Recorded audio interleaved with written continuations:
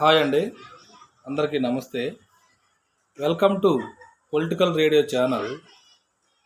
ఈ వీడియోలో నేనేం చెప్పబోతున్నానంటే, ఏపీ పోలీస్ కానిస్టేబుల్కి సంబంధించి చాలామంది ఎదురు చూడటం జరుగుతుంది.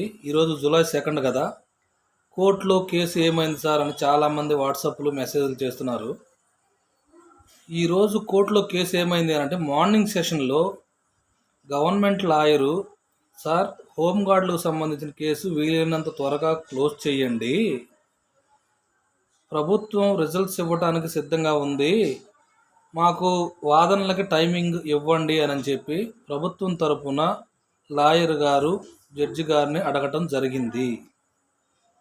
ఈ నేపథ్యంలో జడ్జి గారు ఓకే అన్నప్పటికీ కూడా హోంగార్డ్స్ తరపు లాయర్ ఎవరైతే ఉన్నారో వాళ్ళు ఈరోజు అటెండ్ అవ్వలేదు.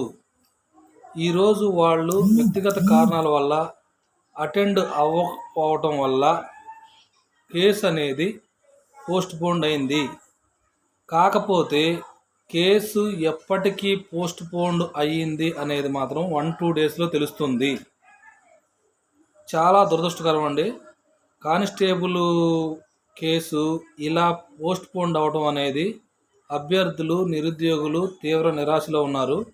వీలైనంత త్వరగా ప్రభుత్వమైనా కానీ ఫస్ట్ GRL ఇస్తే కొంత ఉపశమనం కలుగుతుంది. కాకపోతే ప్రభుత్వం రిజల్ట్స్ ఇవ్వటానికి సిద్ధంగా ఉంది.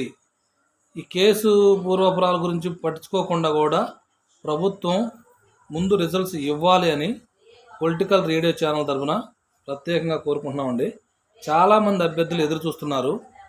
కాకపోతే ఈ కేసు త్వరగా క్లోజ్ చేసి విద్యార్థులకి, అభ్యర్థులకి న్యాయం చేయాలని ప్రభుత్వం తరఫున నా వినతండి.